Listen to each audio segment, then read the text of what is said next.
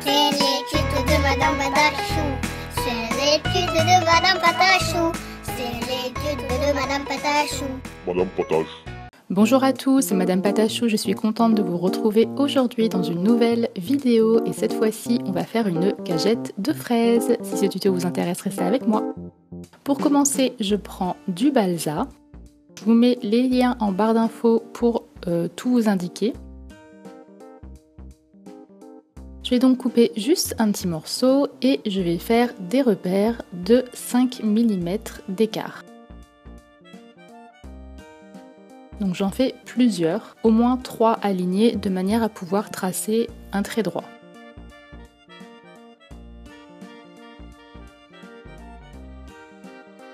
Ensuite, je vais faire des repères de 2,5 cm pour donc créer des planches d'une longueur de 2,5 cm. Donc j'en fais toujours plus au cas où il y en a une qui se casse par exemple. Et je coupe délicatement pour que ça reste un maximum droit.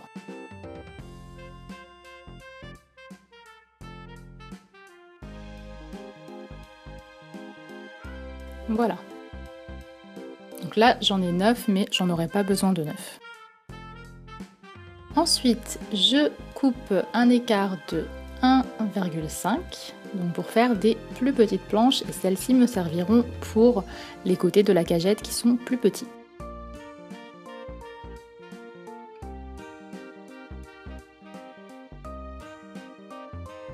Et je vais en couper 4. Maintenant, il va falloir les assembler, donc pour cela, prenez la colle de votre choix. Moi, j'utilise un pistolet à colle puisque la prise est beaucoup plus rapide. Et vous allez, comme ceci, coller vos planches les unes aux autres. Donc on commence par faire un tour, comme ceci, de la cagette. Ensuite, je vais coller les planches du bas, donc du fond de la cagette.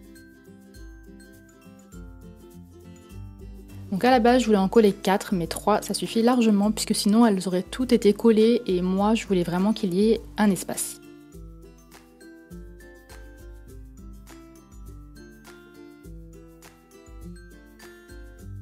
Ensuite j'ai pris ce bâton qui est, je ne sais pas comment il s'appelle, mais j'ai trouvé ça à Pickwick. Vous pouvez trouver des ensembles comme ça de bois, de balsa miniature à Pickwick.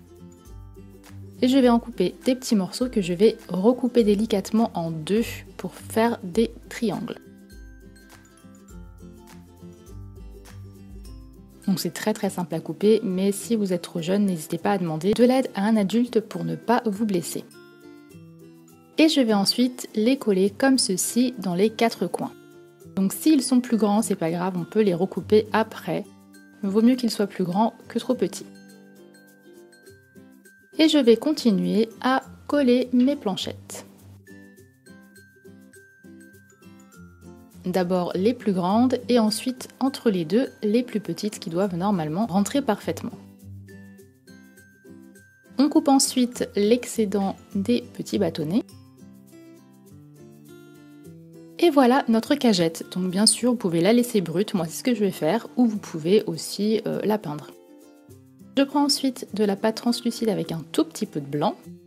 Je mélange le tout et je fais un boudin que je coupe en plusieurs morceaux pour faire donc les fraises. Je prends mon dotting tool et une aiguille. Vous pouvez très bien faire les fraises déjà rouges si vous le souhaitez. Je mets la boule de pâte au bout de l'aiguille, je la forme en fraise et je viens créer les petits trous.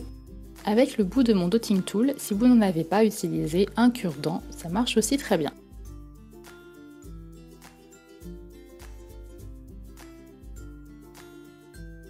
Donc j'en fais plusieurs de cette même façon et je les dispose au fur et à mesure sur ma plaque de cuisson. Donc j'ai pas fait de moule puisque je voulais vraiment que les fraises soient différentes. Il y en a des plus rondes, il y en a des plus longues, des plus plates, comme dans la vraie vie.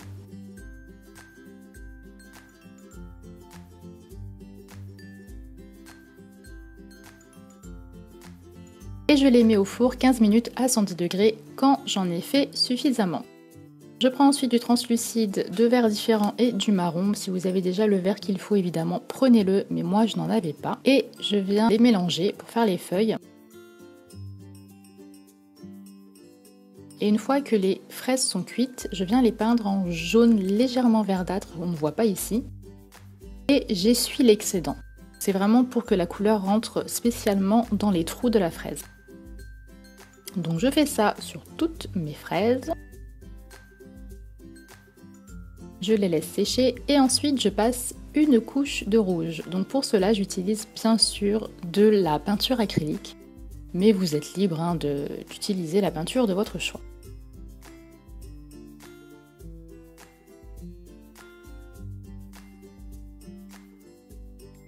Donc une fois que je les ai peintes, je les ai posées sur un morceau de papier aluminium pour pas que ça bave et que la couleur s'enlève. Donc voilà ce que ça me donne. Je les laisse sécher bien tranquillement. Et ensuite, je reprends mon mélange juste avant de verre pour faire les feuilles. Donc je l'étale très finement et je viens y couper des formes de feuilles. Donc il faut vraiment qu'elles soient petites.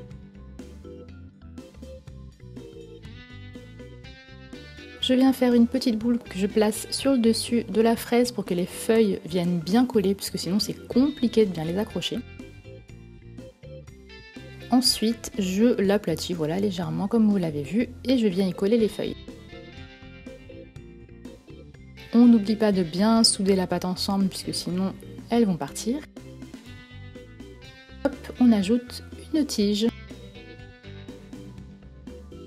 Donc je n'ai pas fait ça pour toutes mes fraises, parce que j'en avais fait bien trop. Donc j'ai fait ça seulement pour quelques-unes qui étaient au-dessus de mon cajot. C'était plus simple, puisque sinon j'en avais pour 24 heures, je crois. Donc voilà ce que donne une fraise finie, et je peux les mettre au four 10 minutes à 110 degrés. Je me munis ensuite de ma colle Cléopâtre, ou toute autre colle, on s'en fiche complètement. Et je viens les coller une à une dans ma cagette.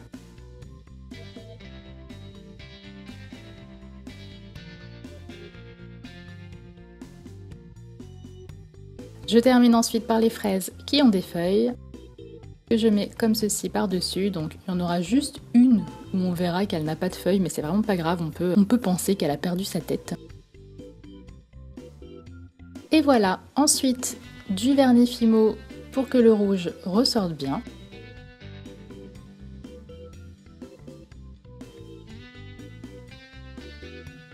Sauf sur les feuilles, seulement sur le rouge de la fraise.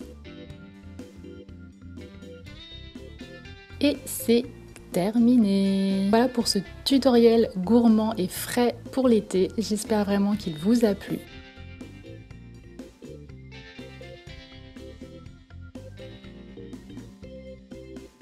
Et n'oubliez pas de vous abonner pour ne rater aucune vidéo et de mettre un petit j'aime si la vidéo vous a plu. Bye!